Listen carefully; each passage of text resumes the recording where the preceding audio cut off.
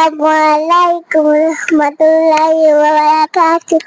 আমার মনের ঘরেতে রেখেছি যারে, দোজানের বাইশে ছবি কামলিওয়ালা রে। আমার মায়ের নবী রে, আমার দয়ার নবী রে, দোজানের বাইশে নবী কামলিওয়ালা রে। আদি পিতা উত্তম নবী মুসি পরে পড়ি, মদন নবীর সিরাগে আল্লাহ কবুল করি। আদি পিতা আদম যখন মুসি পরে পড়ি, মদন নবীর সিরাগে আল্লাহ কবুল করি।